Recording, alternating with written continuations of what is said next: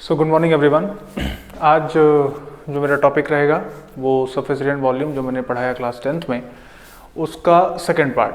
ठीक है, first part में हमने क्या देखा? हमने देखा इंट्रोडक्शन, थोड़ा सा इंट्रोडक्शन लिया कि किसे हम सरफेस कहते हैं, सरफेस एरिया किसे निकालते हैं, और वॉल्यूम क्या है, इस चैप्टर में क्या पढ़ना है ना, पहले क्या पढ़ रखा था और आज जो अब हम 10th में पढ़ रहे हैं उसमें क्या बेसिक डिफरेंस था। तो ये सारी चीज़ें मैंने दे दी हैं इंट्रोडक्शन में। आप चाहें तो देख सकते हैं वीडियो, आप सर्च करेंगे, ठीक है, मेरे चैनल पे तो आपको मिल जाएगा। खैर, सरफेस एरिया एंड वॉल्यूम का ये दूसरा जो हिस्सा है, आज मैं एक्सरसाइज 13.2 कराने जा रहा हूँ। 13.2 एक्सरसाइज है। 13.1 में क्या देखा था हमने? Surface area. ठीक है, जितने भी सरफेस एरियाज थे उसको हमने निकाला डिफरेंट सॉलिड्स के, और वो भी कॉम्बिनेशन में।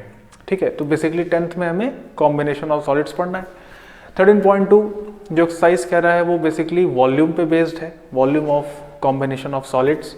ये हमारा जो है टॉपिक नंबर 3 है आपके इस बुक का, इस चैप्टर का।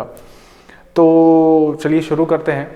जैसा कि मैं बता दूं वॉल्यूम के बारे में क्या होता है, तो किसी भी चीज़ का वॉल्यूम क्या कहता है कि उसके अंदर, यानी कि what is the capacity of that container या what is the capacity of that solid. So let us suppose you have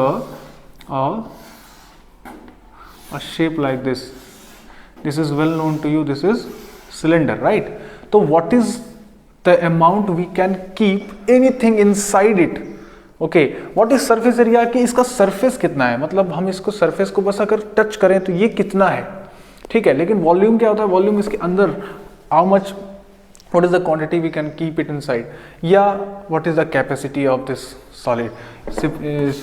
Similarly for this also, this is a cone, and for everything, let us suppose this is a hemisphere I am drawing, hemisphere or a sphere or cuboid or cube. So whatever you have the shape, these type of things you have to find the volume is the capacity of that container, right? अच्छा, अब ये मुझे बताइए कि क्या आपको ये बताना पड़ेगा कि वॉल्यूम ऑफ डिफरेंट सॉलिड्स क्या है। चूँकि मैंने आपको पहले ही कहा है 9th क्लास में जब मैं इंट्रोड्यूस करूँगा इस चैप्टर को, तो मैं वहाँ पे डिटेल में डिस्कस करूँगा कि कैसे कैसे वो होता है और क्या उसका कैसे मतलब डिराइव कैसे होता है। कुछ शेप्स के लिए तो मैं डिराइव भी करूँगा। तो मैं अगर जल्दी बता दूँ तो वॉल्यूम ऑफ क्यूबॉइड, अगर उस क्यूबॉइड में लेंथ है L, B है ब्रेड्थ और H है उसकी हाइट, तो वॉल्यूम यही होता है। ठीक है, यूनिट क्यूब। वॉल्यूम ऑफ कोन वो हो जाता है 1/3 पाई r स्क्वायर H, यहाँ पे L की ज़रूरत नहीं पड़ती। वॉल्यूम ऑफ सिलेंडर वो हो जाता है पाई r स्क्वायर H। हाँ, और किसका इस्तेमाल होगा यहाँ पे? वॉल्यूम ऑफ हेमिस्फेयर का वॉल्यूम हो जाएगा 2/3 पाई r cube. Volume of sphere वो हो जाएगा 4/3 पाई r cube. Volume of cuboid लिखा है, वॉल्यूम ऑफ क्यूब भी लिख सकते हो आप। वॉल्यूम ऑफ क्यूब, चूँकि क्यूब में सभी साइड्स बराबर होती हैं तो a कर दिया। ठीक है ना। अच्छा, एक बात बताइए, कई लोग यूनिट में परेशान रहते हैं, कई लोग तो यूनिट लिखते ही नहीं है। ठीक है, जो यूनिट नहीं लिखते हैं वो बहुत गलत करते हैं, because unit is the identification of any of the quantity, right. Late us suppose I am writing a number 10, so what is this 10? 10 is a number, definitely 10 is a number, but if I am writing 10m मतलब metre, तो definitely this 10 it belongs to a distance, right? If I am writing 10 meter square, so this belongs to area of something. ठीक है, let us suppose I am writing meter per second, so this 10 only belongs to a speed of any object, right? तो देखो यही 10 था, इसके कई रूप हो गए। कैसे रूप हो गए? इसके रूप बदल गए हमारी यूनिट से। यानी कि अगर यूनिट नहीं रहेगी तो हम ये बता नहीं सकते कि जो क्वांटिटी है वो क्या है। ठीक है, तो इसीलिए हमें यूनिट लिखना ज़रूरी है। कई लोग यूनिट में कंफ्यूज रहते हैं और रट्टा मारते हैं कि वॉल्यूम लिखना है तो सेंटीमीटर क्यूब या यूनिट क्यूब लिखना है। इसको रट्टा मारने वाली ज़रूरत नहीं है। देखिएगा, ये ए है, ए का मतलब कोई साइड है, कोई एज है, और वो कितना बड़ा है, वो मान लीजिए कुछ भी होगा, सेंटीमीटर में नापा जाएगा, लेंथ ही होगी, ये भी सेंटीमीटर, ये भी सेंटीमीटर। तो अगर सेंटीमीटर को तुम 3 बार मल्टीप्लाई करते हो तो तुम्हें क्या निकल के आएगा, सेंटीमीटर का क्यूब। जाहिर सी बात है। ऐसे ही L एक लेंथ है सेंटीमीटर, B सेंटीमीटर या मीटर, चलो मीटर में है या मीटर में है या मीटर में है, तो इसका यूनिट हो जाएगा मीटर क्यूब। यहाँ कैसे होगा, तो देखिए रेडियस एक जो है डिस्टेंस होती है, तो मान लीजिए रेडियस मीटर में है, उसका स्क्वायर करेंगे तो मीटर स्क्वायर, और हाइट भी एक तरीके से मीटर है, मतलब उसकी लेंथ है, तो जब इसको मल्टीप्लाई करेंगे तो ये मीटर क्यूब हो जाएगा। कहीं पर भी आप देखेंगे तो ऐसे ही होगा। देखिए पाई आर क्यूब, देखिए 2/3 ये कांस्टेंट नंबर, इसका कोई यूनिट नहीं होगा। पाई कांस्टेंट है, इसका कोई यूनिट नहीं होगा। लेकिन आर तो ये एक वैल्यू है, तो उस आर की जो वैल्यू, जो एक लेंथ है, जो रेडियस होती है ना, उसकी एक लेंथ होती है, ये लेंथ है, तो इसका 3 बार मल्टीप्लाई करना है। अब ये लेंथ अगर किलोमीटर में भी है तो आप क्या करोगे, किलोमीटर को 3 बार मल्टीप्लाई करोगे तो किलोमीटर क्यूब आएगा। तो ये ऑटोमेटिकली आता है, इसको रटने वाली बात नहीं है। और सबसे ज़रूरी कि लिखना तो पड़ेगा ही एग्ज़ाम में, अगर आप नहीं लिखेंगे तो डेफिनेटली आपको अपने मार्क्स खो देना होगा। चलिए तो वॉल्यूम पे शुरू करते हैं। वॉल्यूम आप लोग बेसिकली इंडिविजुअल सारे सॉलिड्स का जानते हैं। अब वॉल्यूम हम किसका जानेंगे, हम डिफरेंट सॉलिड्स की कॉम्बिनेशन का सॉलिड के वॉल्यूम जानेंगे, ठीक है। चलिए 1 मिनट, शायद ये वीडियो हिल गया क्या, ओके नहीं सब ठीक है, ओके। चलिए तो वॉल्यूम देख रहे हैं। पहला क्वेश्चन मैं पढ़ रहा हूँ, लिखा है unless stated otherwise use take pi is equal to 22/7। So this is just a formality, it is given before every exercise started. A solid is in the shape of cone standing on a hemisphere with both their radii being equal to 1 centimeter and height of the cone is equal to its radius. So find the volume of solid in terms of pi. Online class में मैंने कराया है आज, लेकिन आज मैं फिर से यहाँ करा दे रहा हूँ, जो नहीं आए हैं बच्चे वो देख लेंगे। A solid is in the shape of cone standing on a hemisphere. So you have a hemisphere here, right? You have a hemisphere like this and a cone. It is saying कि एक solid है जिसका shape है कोन का, वो stand हुआ है hemisphere पे।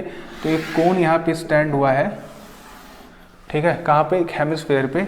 और ये कह रहा है कि इसका जो रेडियस है वो दोनों का सेम है, और साथ ही साथ कहना चाहता है नहीं सेम है और इक्वल टू 1 है, ठीक है, इक्वल टू 1 है, माने रेडियाई दोनों का सेम है। Radius of cone is equal to radius of hemisphere is equal to 1 centimeter।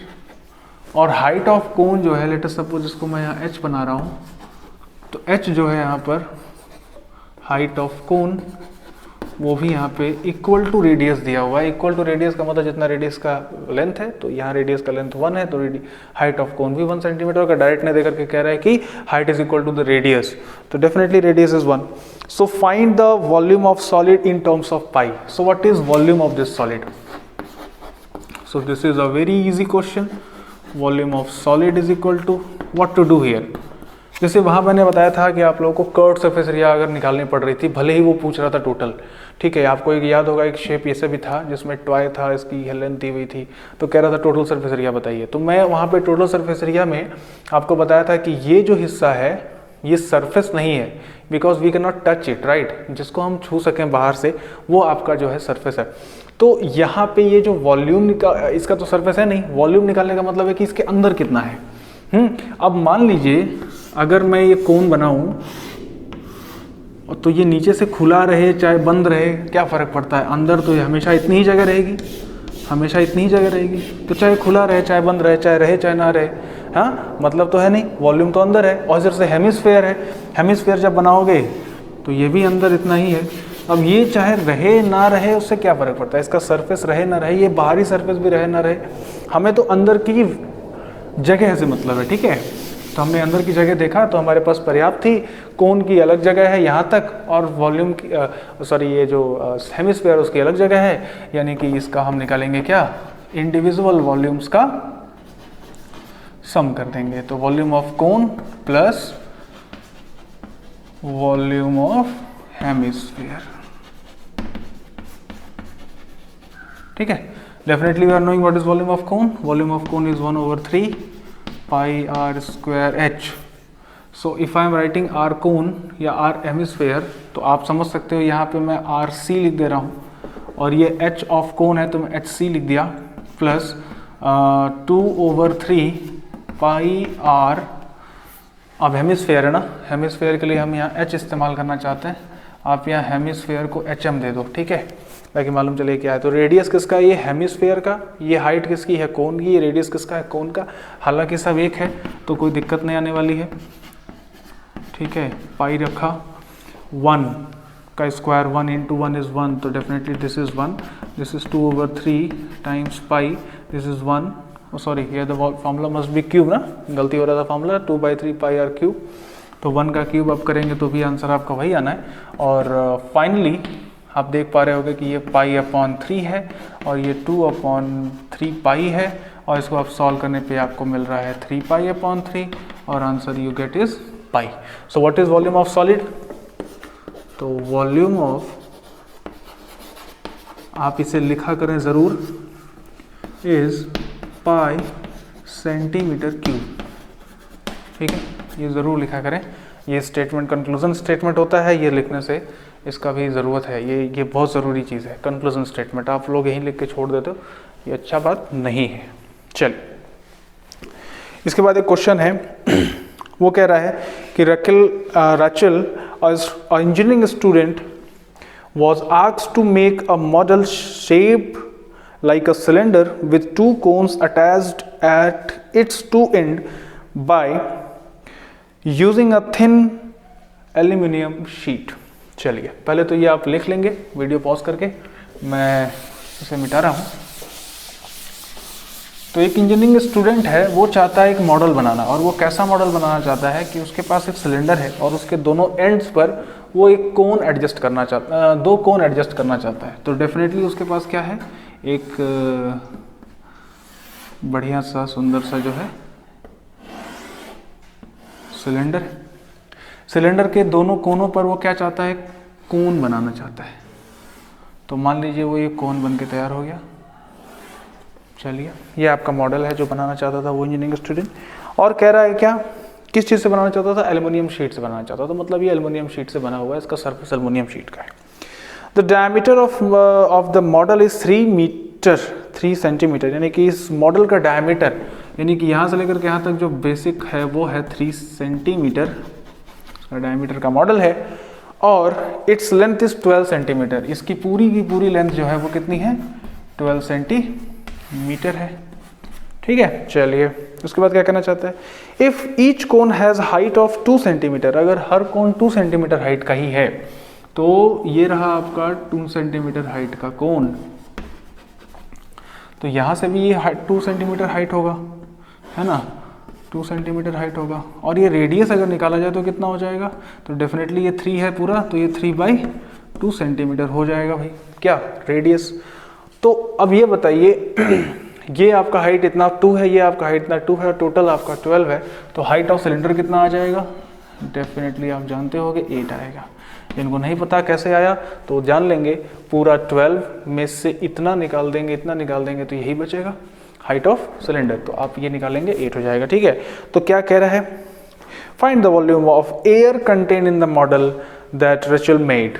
तो देखो ये तुम्हारा ये जो मॉडल है इसके अंदर कितना गैस होगा, कितना एयर होगा, ठीक है, कितनी एयर कंटेन होगी इसमें, डेफिनेटली इसके अंदर ही होगी, बाहर तो होगी नहीं, सरफेस पे होगी नहीं, इसकी इनर सरफेस पे तो होगी नहीं, चिपकी रही, अरे भाई इसके अंदर पूरी फैल जाएगी, तो कितनी फैल जाएगी, कितना वॉल्यूम है इसके अंदर, कितनी जगह है इसके अंदर, यही बेसिकली जानना चाहता है। तो आपके पास गिवन क्या क्या है, h1 मान लीजिए हाइट ऑफ कोन है,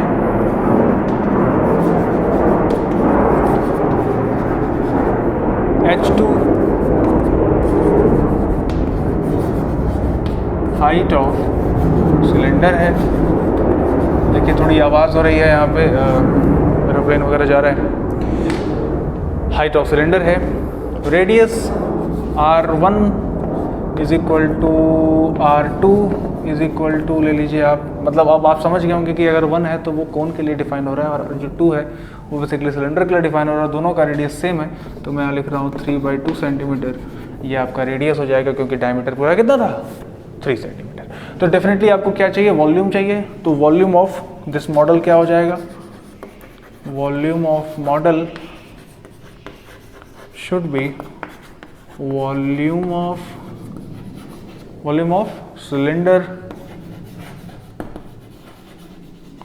plus volume of cone. But यहाँ तो आपके पास दो कोन है और दोनों ही आइडेंटिकल है, तो इसलिए आप क्या करोगे, 2 से मल्टीप्लाई कर देंगे तो 2 टाइम्स हो जाएगा वॉल्यूम ऑफ कोन के। ठीक है, डेफिनेटली आप फॉर्मूला इस्तेमाल कर लीजिए, आपको आंसर मिल जाना है। पाई आर सिलेंडर के लिए 2 pi R 2 square H2 plus 2 times cone का वॉल्यूम होता है 1/3 पाई R1 स्क्वायर H1। ठीक है, कोन के लिए आपका 1 था, सफिक्स जो यूज़ किया जा रहा है वो 1 है। ठीक है, जो सबस्क्रिप्ट है यहाँ पर। चलिए पाई तो कॉमन ले लेते हैं कुछ समय के लिए। R1 और R2 दोनों ही कॉमन है, तो मैं चाहूँ तो R1 की जगह R2 रख सकता हूँ या R2 की जगह R1 रख सकता हूँ, और R1 मैं स्क्वायर का कॉमन ले रहा हूँ। तो आपको मिलेगा क्या यहाँ पे, H2 plus 2/3 H1। Hope so I'm right. Yes, I'm right. So what is pi now? So pi is 22/7 into R is 3/2. So 3/2 whole square you are having, and now this is H2. What is H2 here? Height of cylinder. Height of cylinder is 8 centimeter. So 8 plus 2/3 times H1 is how much? H1 is height of cone, that is 2. ठीक है, after solving what you get here 22/7 into 9/2. This is just a simple calculation you have to do now. So you get 2 2 = 4 and 3 8 = 24 plus 4 is 28/3 now. Now just do all cross multiplications. 7 1 = 7, 4 = 28, and you can cut this 4 also. You get 22 and 3. In the numerator you get 66 centimeter cube as the volume of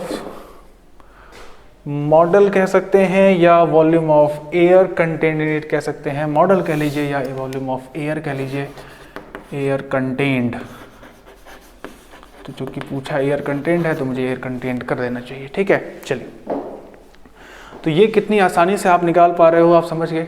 देखिए individual तो आपने पढ़ रखा है 9th में, अब 10th में बस आपको क्या करना है, 2 वॉल्यूम्स हैं, दोनों को अगर जोड़ भी दिया है, कंबाइन भी किया हुआ है, तो there is no problem, we have to do it as usual. ठीक है, चलिए तो आइए क्वेश्चन नंबर 3 करते हैं। Question number 3 gulab jamun question, बहुत ही अच्छा, बहुत ही शानदार क्वेश्चन, रस भरा क्वेश्चन है, क्योंकि इसमें गुलाब जामुन है, ढेर सारे गुलाब जामुन का वॉल्यूम ऑफ सिरप वगैरह निकालना है। आइए पढ़ते हैं पहले इसे। गुलाब जामुन, कुछ आवाज़ हुई बाहर। Gulab jamun contains sugar syrup up to about 30% of its volume. ठीक है, मतलब एक गुलाब जामुन ने अपने ही वॉल्यूम का 30% शुगर सिरप सोख लिया है। चलिए आपके पास एक गुलाब जामुन, पहले तो देखिए शेप क्या है उसका। तो कुछ ऐसा शेप है कि एक सिलेंडर है, उसके दोनों कोनों में यानी कि दोनों एंड्स पे आपको जो है हेमिस्फेयर दिख रहा है। ठीक है, आप ये मान के चलेंगे कि इसमें कोई, ये बहुत ही टाइट है ठीक है, ताकि मतलब स्ट्रेट दिखे आपको। इसमें बेसिक चीज़ें तो दी ही होंगी, जो पहले देख लेते हैं गुलाब जामुन क्या कह रहा है। इस शेप का है कि find approximately how much sugar syrup is about 30-45 gulab jamun each shaped like cylinder with 2 hemispherical ends. तो ये एक सिलेंडर है जिसके दोनों एंड्स पे हेमिस्फेयर लगा रखा है, और ऐसा ही गुलाब जामुन है। और ऐसे कितने गुलाब जामुन है, 45 गुलाब जामुन है, मतलब ऐसे करके 45 गुलाब जामुन किसी एक शुगर सिरप में डाल दिया गया था। तो एक गुलाब जामुन ने अपने ही वॉल्यूम का 30% शुगर सिरप अपने अंदर यानी कि सोख लिया, यानी कि इसके वॉल्यूम के अंदर घुस चुका है। कौन? Sugar syrup. किसके अंदर? Volume of this gulab jamun. और ये दिस गुलाब जामुन दिख कैसा रहा है, ये this gulab jamun cylinder with 2 hemisphere ends दिख रहा है। ठीक है, तो यहाँ कह रहा है कि भैया इसका निकालिए कि find approximately how much syrup would be found. अगर उन 45 गुलाब जामुन को देखा जाए तो उसके अंदर कितना शुगर सिरप होगा। कैसे निकालेंगे? सिंपल, पहली बात तो इसका वॉल्यूम निकाल लेते हैं। दिया क्या क्या है, दिया है radius of what, radius of hemisphere is equal to radius of cylinder मान लिया ये कितना दिया हुआ है, पहली बात तो दिया हुआ है डायमीटर, ठीक है ना, तो डायमीटर दिया हुआ है इसका, वो दिया हुआ है 2.8, तो अगर ये पूरा का पूरा 2.8 है तो रेडियस हो जाएगा 1.4 सेंटीमीटर, ठीक। उसके बाद कह रहा है कि उसकी हाइट भी दी है, यानी कि यहाँ से लेकर के यहाँ तक की हाइट जो है वो 5 सेंटीमीटर है। तो देखो भाई, आप ये जानते हो अच्छी तरह से, ऐसे कई क्वेश्चन हमने कई बार किए भी हैं कि यहाँ से लेकर के यहाँ तक ये रेडियस है, तो ये भी रेडियस ही होगा, तो ये इस तरीके से हाइट का इस्तेमाल हो रहा है, हाइट की तरह ट्रीट हो रहा है, और यहाँ भी इस तरह से हाइट का ट्रीटमेंट हो रही है। अगर ये 2.5 का आधा 1.4 है, तो यहाँ भी वो 1.4 है सेंटीमीटर में, तो जाहिर सी बात है जब इसका आपको हाइट निकालना होगा तो 5 में से 1.4 प्लस 1.4 माइनस कर देंगे, आपको आंसर आएगा 2.2 इन सेंटीमीटर, ठीक है। तो चलिए सबसे पहले हम क्या निकाल लेते हैं, वॉल्यूम ऑफ क्यों ना हेमिस्फीयर निकाला जाए, सॉरी वॉल्यूम ऑफ गुलाब जामुन,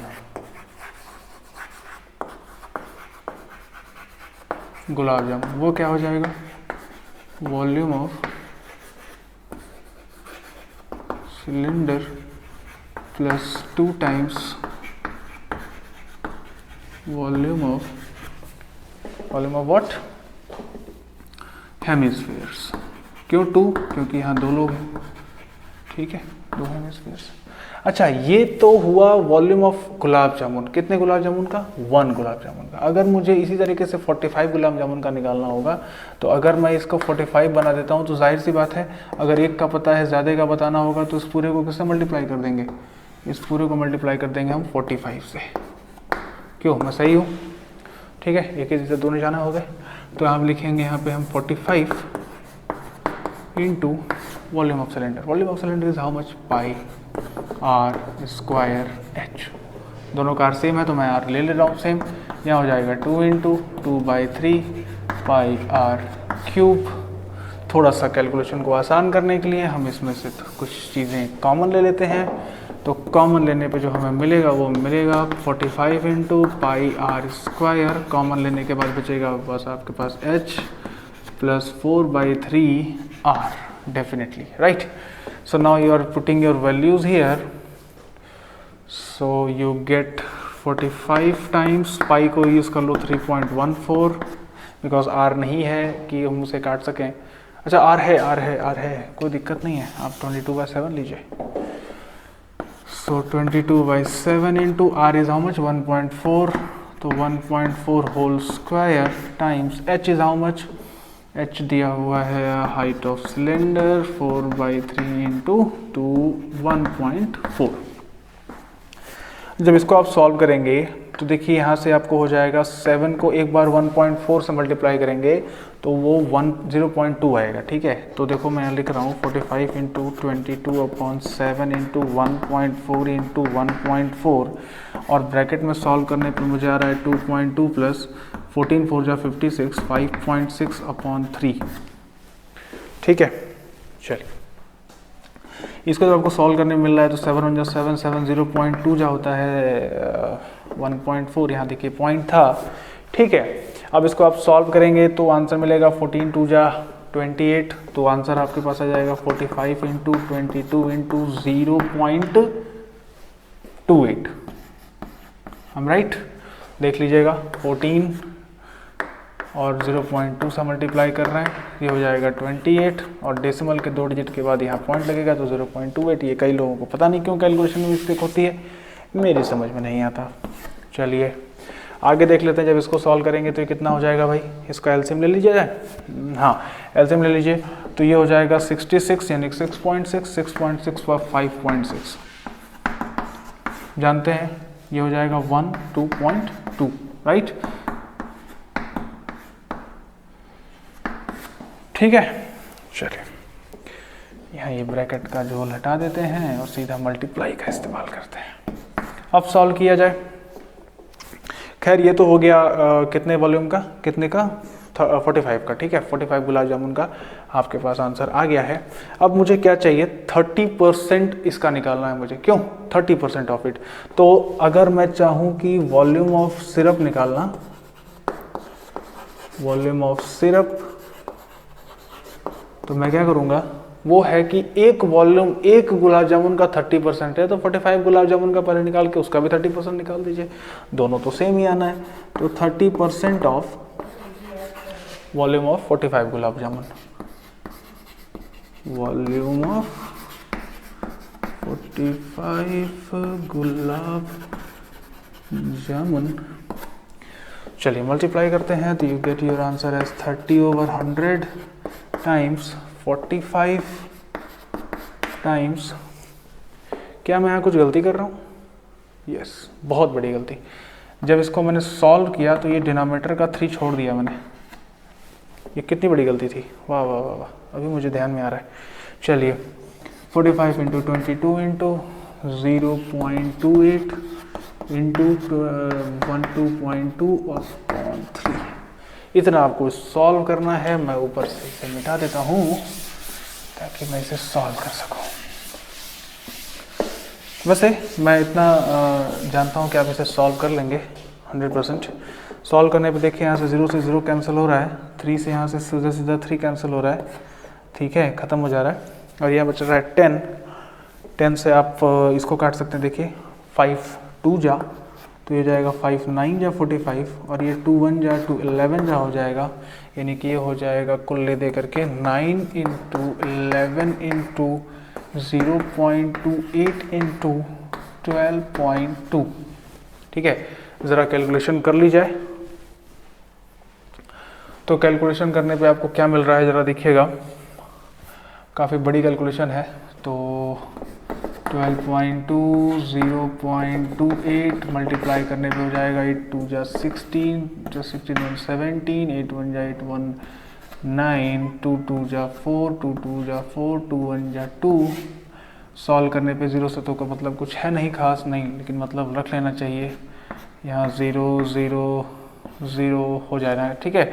चलिए अब भाई 6 1 14 3 0 1 2 1 2 3 1 2 3, यानी कि 0.3416, जिसको अप्रॉक्सीमेटली की बात की जा रही है आपसे, याद होगा आपसे कहा जा रहा है अप्रॉक्सीमेटली, तो आप उसको 3.1416 है, 3.416 है, तो आप इसको 3.4 ले लीजिए, ठीक है, 3.4 ले लीजिए, मल्टीप्लाई करिए, 9 4 जा 36 एंड 9 3 जा 27, 28 29 30 को मल्टीप्लाई करना है 11 से, पॉइंट है यहाँ पर अभी, ये हो जाएगा 66, ये हो जाएगा 33, और यहाँ फिर से एक पॉइंट लगेगा, और ये हो जाएगा सेंटीमीटर क्यूब, या और अप्रॉक्सीमेटली लिखना चाहें तो 336 सेंटीमीटर क्यूब आपका अप्रॉक्स वैल्यू आ गया है, ठीक है। तो ये कैलकुलेशन थी केवल, बाकी इसमें कुछ और कोई ऐसा दिमाग नहीं लगाना है, केवल वॉल्यूम निकालना है, ऐड करना है और 30% निकाल करके सॉल्व कर देना है। तो गुलाब जामुन आपको मीठा मीठा लगेगा। तो वो कितना मीठा है, तो एक गुलाब जामुन खाने में आप जो शुगर सिरप इस्तेमाल कर रहे हैं वो करीबन 336 सेंटीमीटर क्यूब आप उस गुलाब जामुन, जिस गुलाब जामुन का डायमेंशन ये है, आप अकॉर्डिंग टू क्वेश्चन खा रहे हैं। चलिए क्वेश्चन नंबर 5 देख लेते हैं। क्वेश्चन नंबर 5 मुझे पहले तो लोकेशन चेंज करनी पड़ी, रीज़न की बहुत बाहर आवाज़ हो रही थी आज, पता नहीं क्यों, और फिर अब समय की थोड़ी कमी है इसलिए मैंने पहले लिख दिया इसे। क्वेश्चन नंबर 5 को मैं पढ़ के पहले दिखाता हूँ कि कहना क्या चाहता है। तो a vessel is in the form of inverted cone, its height is 8 centimetre. So एक वेसल है जो कि इन्वर्टेड कोन जैसा है, इसकी हाइट है 8 centimetre, and its radius radius of its top which is open is 5 centimetre. तो इसका जो ये ओपन है, मतलब ऊपर से खुला हुआ है, ये 5 सेंटीमीटर है। फिर कह रहा है it is filled with water up to the brim, मतलब ऊपर तक पानी से भरा हुआ है, लबालब भरा हुआ है भाई। फिर कह रहा है कि when lead shots each of which is a sphere of radius 0.5 centimetre are dropped into the vessel, तो कुछ लेड शॉट्स हैं जो इसके अंदर, जो कैसी लेड शॉट्स हैं, स्फेरिकल है। कैसी हैं लेड शॉट्स? स्फेरिकल है। तो मैंने देखो लिखा है स्फेरिकल लेड शॉट्स हैं, उनका रेडियस दिया हुआ 0.5, वो पानी इसमें वेसल में डाला जा रहा है। तो जाहिर सी बात है वेसल में डालने से क्या होगा, कुछ पानी ज़रूर बाहर आएगा। कितना पानी बाहर आ रहा है? 1/4 of water flows out, 1/4 water पानी बाहर आ चुका है।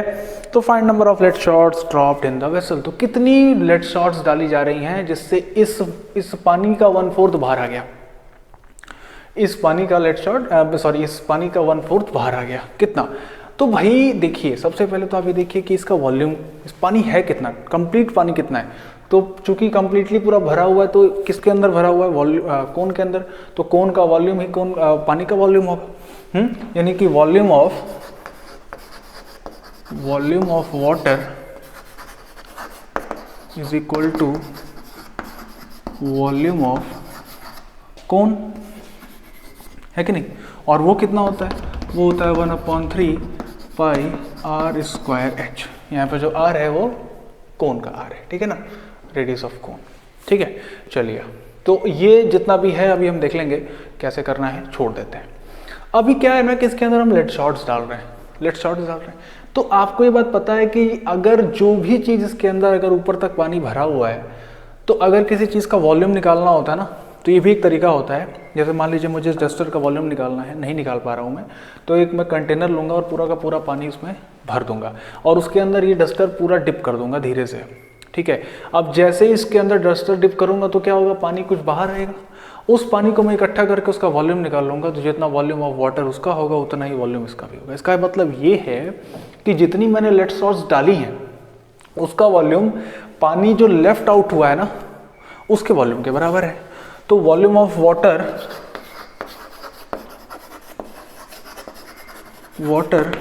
लेफ्ट आउट कितना है? Volume of water left out है 1/4 टाइम्स 1/3 पाई r स्क्वायर h। मैंने पूरे पानी का 1/4 बाहर आया है। और वो किसके बराबर होगा? जब अगर 1/4 पानी बाहर आ गया है, 1/4 पानी बाहर आ गया तो किसके बराबर है? तो जितनी लेड शॉट्स पड़ी हैं उसके बराबर है कि नहीं। तो according to question, volume of how many lead shots? n lead shots is equal to volume of water left out. Volume of water felt out लिख रहा हूं मैं, सॉरी, लेफ्ट आउट। ठीक है, तो volume of n lead shots. पहले बात तो जान लीजिए कि लेड शॉट्स है कैसी, स्फेरिकल। अगर एक स्फेयर का वॉल्यूम होता है 4/3 पाई r³, तो n लेड शॉट्स का कितना हुआ? n इंटू और वे किसके बराबर है? Volume of water left out. कितना पानी लेफ्ट हुआ है? 1/4 into 1/3 into pi r square h। अब ज़रा देखिए यहाँ r में थोड़ी सी डिफरेंस है, तो क्यों ना मैं यहाँ नाम दे दूँ R1 R2 या R1 कर लीजिए, नहीं तो फिर थोड़ी सी गड़बड़ हो जाती है भाई। तो यहाँ हो जाएगा R1 और यह हो जाएगा R2। अब ये R2 है क्या? R2 है ये R2 है आपका volume of radius of spherical lead shots, और ये है R1। ठीक है, काम आसान हो जाएगा क्योंकि दोनों तरफ R दिखते ही हम काटना शुरू कर देते हैं, लेकिन वो है नहीं। अब ज़रा देखेंगे तो हम अगर वैल्यूज पुट कर दें, ये तो दिख रहा है आपको साफ साफ कि पाई और पाई तो कैंसिल हो ही सकता है, 3 और 3 तो कैंसिल हो ही सकता है। तो चलिए क्या बचा हमारे पास, n into 4 into R2 0.5 whole cube is equal to 1/4 into R1 कितना है भाई? R1 कितना है भाई? 5 है ना, 5। तो 5 इंटू 5 इंटू h 8। ठीक है, बस अब सिंपल कैलकुलेशन और आपको आंसर आपके सामने आने ही वाला है कुछ देर में। तो देखते हैं इसका आंसर होगा क्या। सॉल्व करने पे आपको देखो क्या मिल रहा है, इसको आप ऐसे लिख सकते हो ना, n into 4 into 0.5 whole cube है, तो मैं इसको ऐसे लिख सकता हूँ क्या, 5/10 इंटू 5/10 इंटू 5/10। चलो मैं समझा देता हूँ एक बार। 0.5 का होल क्यूब का मतलब है 0.5 इंटू 0.5 इंटू 0.5, और इसको आप लिख सकते हो 5/10 डेसिमल हटाने के लिए, तो बाकी को भी 5/10 लिख सकते हो। तो इस तरीके से 5/10 3 टाइम्स आया। आगे equal to 1/4 into 5 into 5 into 8। तो भाई देखिए, आप चाहें तो कैलकुलेशन भी कर सकते हैं, इसको अलग सॉल्व करेंगे, इसको अलग फिर डिवाइड करेंगे, आंसर आ जाएगा। लेकिन ऐसा हम करें क्यों, हम थोड़ा दिमाग लगाएंगे, डायरेक्ट काटेंगे। 5 कैंसिल होगा इन दोनों 5 से, 4 1 जा 4, 2 जा कट जाएगा, 2 से कटेगा ये 4 2 टाइम्स। और यहाँ देखिए 5 1 जा 5 एंड 5 2 जा 10, मैं इसको भी काट सकता हूँ। तो यहाँ से ये और 2 कट जाएगा, बचेगा क्या, n बचा। इधर न्यूमरेटर में कुछ नहीं बचा, डिनोमिनेटर में बचा 1/10 इंटू 10 यानी कि 100। इधर का सब कुछ वैनिश हो चुका है, आंसर आ रहा है इधर का इक्वल टू 1। तो जब आप भेजेंगे तो नंबर ऑफ लेट शॉट्स हो जाएंगी 100, यानी कि 100 लिखेंगे, 100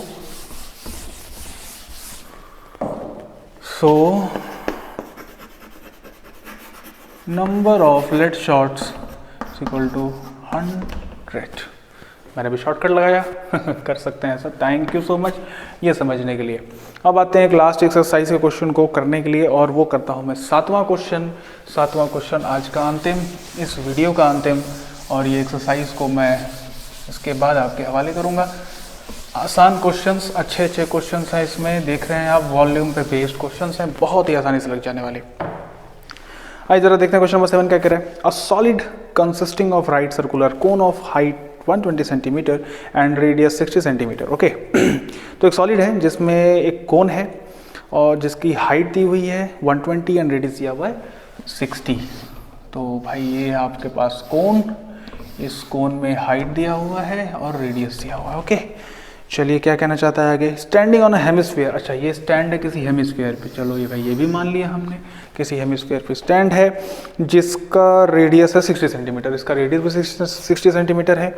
is placed upright in a right circular cylinder, upright का मतलब सीधा रख करके प्लेस किया जा रहा है एक राइट सर्कुलर सिलेंडर में, फुल ऑफ वाटर, जो कि फुल ऑफ वाटर था। तो मतलब पहले मुझे सिलेंडर ही बना देना चाहिए था, काम आसान हो जाता।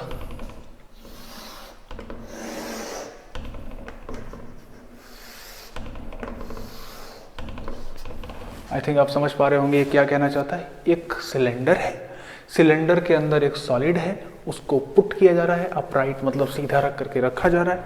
और वो कैसे, तो इसके अंदर का जो ये कोन है जो कि हेमिस्फीयर के ऊपर रखा हुआ है, इसको रख दिया गया है। ठीक है, क्या कहना चाहता है, कहना चाहता है भाई कि find the volume of water left in the cylinder. अरे वाह कितना आसान सवाल। अभी इसके पहले वाला भी देखा हमने कि भाई कितना पानी गिरेगा, कितना पानी बचेगा। देखो इसमें अगर गिरना पानी निकालना होता है कि भाई जैसे ये पूरा का पूरा पानी भरा हुआ था किसके अंदर, सिलेंडर के, इसमें अगर हमने ये डाला तो कितना पानी गिर गया, तो मतलब जितना वॉल्यूम इसका उतना पानी लेफ्ट आउट। एक नया क्वेश्चन बन के तैयार हो गया। लेकिन इस क्वेश्चन में कह रहा है कि कितना पानी बचा। हो सकता है मैं एग्जामिनेशन में, चाहे किसी एग्जामिनेशन में ऐसा क्वेश्चन दे करके कह दे कि कितना पानी गिर गया, तो बस आपको इससे कोई मतलब नहीं, आपको बस इसका वॉल्यूम निकाल करके सॉल्व कर देना होगा, आंसर आ जाएगा। लेकिन यहाँ कह रहा है find the volume of water left in the cylinder, कितना बचा है।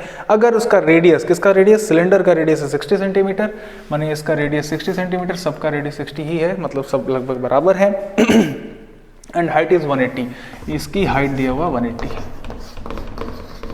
बढ़िया सवाल है।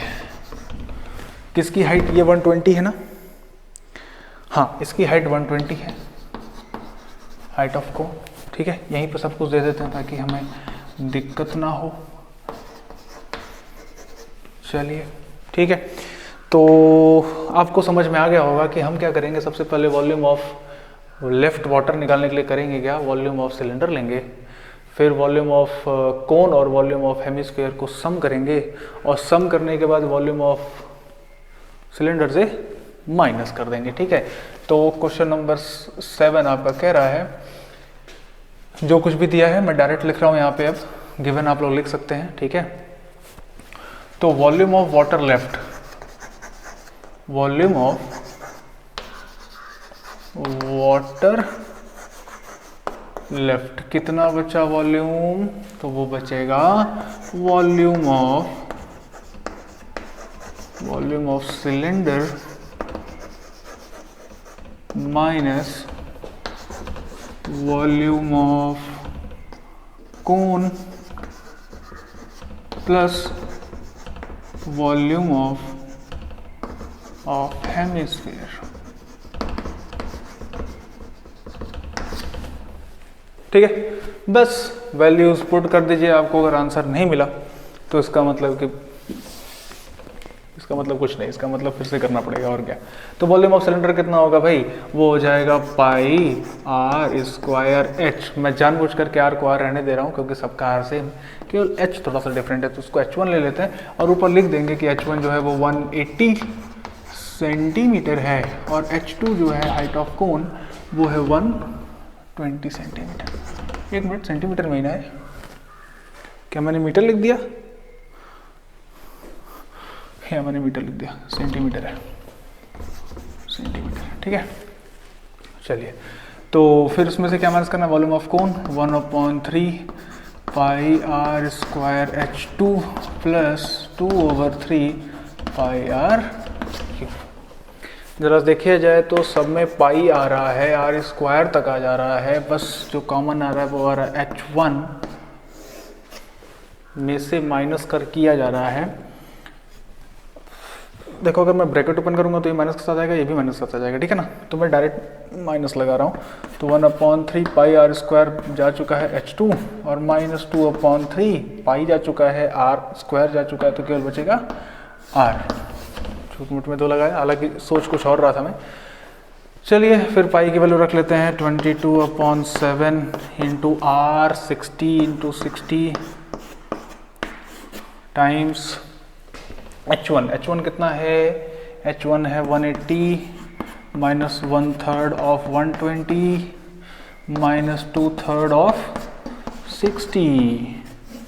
सॉल्व करने पे आंसर कितना आएगा, 22/7 इंटू 3600 इंटू 120 को काटते हैं 3 से तो आता है 40, 3 से इसको काटते हैं तो आता है 20, 2 जा 40, तो ये हो जाएगा आपके पास 180 माइनस 40 यानी कि 80।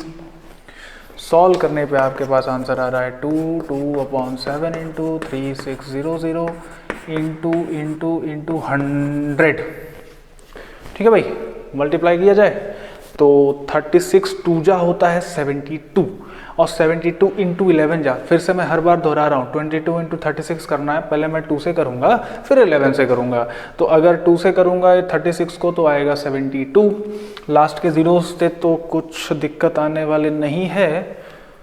तो यहाँ मैं लिख देता हूँ 0 0 0 0। ठीक है, 4 जीरो हो गए, एक छोटा जीरो हो गया छोटा सा बीच में, तो कोई बात नहीं, मैं आगे कर लेता हूँ 0 0 0 0। उसके बाद आ रहा है हमारे पास 36 2 जा 72 इंटू 11 करेंगे, 7 इधर 2 इधर, बीच में जोड़ने पे 9 यानी कि 792/7।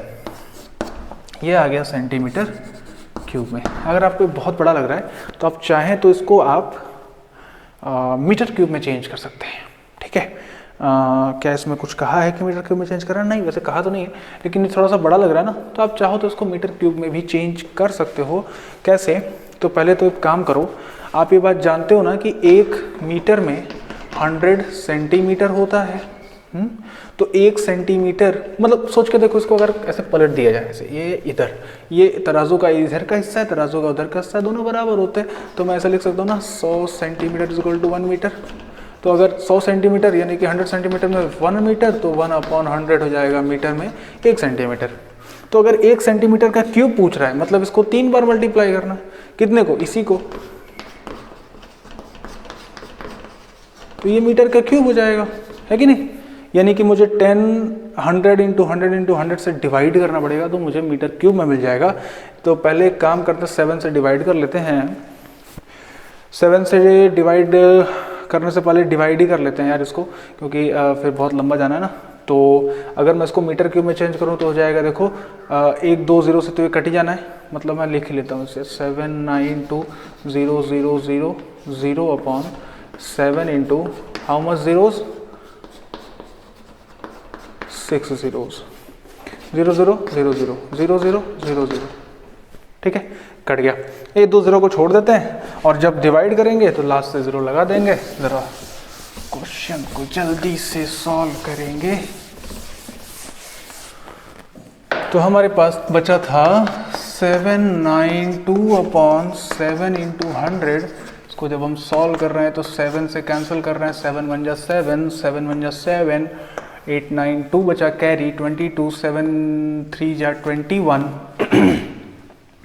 7 3 = 21, 1 बचा कैरी, 7 1 = 7 और लास्ट में बचता है हमारे पास 3, 7 4 = 28 छोड़ दिया जाता है। अपॉन बचेगा यहाँ पे 100 और जब सॉल्व करेंगे 100 को डेसिमल शिफ्ट होगा towards your left and you get your answer as 1.1314। ये कुछ जाना पहचाना नंबर है, हालांकि 1.3 लिख करके छोड़ा जा सकता है मीटर क्यूब में। ये कुछ अप्रॉक्स निकला, ठीक है, अप्रॉक्स निकला, यानी कि डेसिमल के कुछ डिजिट के बाद अगर वैल्यूज चेंज भी होती है ना तो ये थोड़ा सा बचा लेता है। अप्रॉक्स वैल्यू लिखने पे हमारे आंसर को थोड़ा बचा लेता है। हालांकि ये है क्या निकला, volume of water left, volume of water left. कहाँ लेफ्ट? इन सिलेंडर। तो प्लीज़ देखिए इसे करिए, ये बहुत ही मज़ेदार अच्छे सवाल हैं, बहुत ही मज़ा आने वाले क्वेश्चंस हैं। चलिए तो आज के लिए बस इतना ही। मैं इस क्वेश्चन के साथ इस एक्सरसाइज को समाप्त की घोषणा करता हूँ। हाँ, अगर आपको समस्या आती है तो आप प्लीज़ मुझे मैसेज करिए। जो स्कूल के बच्चे हैं वो मुझे मैसेज कर सकते हैं, जो बाकी अलग लोग देख रहे हैं वो मुझे कमेंट बॉक्स में भी भेज सकते हैं और अपने डाउट्स पूछ सकते हैं। अगर और सारे क्वेश्चंस के सॉल्यूशन चाहिए तो मैं फिर से वीडियो बना दूंगा, कोई दिक्कत नहीं। चलिए तो इसके बाद वाला जो टॉपिक है वो है conversion of solid from one shape to another shape. जैसा कि मैंने आपको बताया ये बहुत ही आसान है। एक शेप को दूसरे शेप में अगर चेंज करते हो तो उसका वॉल्यूम सेम हो जाता है। ये बात हमेशा ध्यान रखना है कि one shape changes to another shape, volume must be same. अगर ये आपको याद है तो अगला एक्सरसाइज बहुत ही आसान है, बहुत ही मक्खन जैसा है, जल्दी से खत्म हो जाएगा। Don't worry about it. तो चलिए मिलते हैं अगले वीडियो में। Thank you so much for today.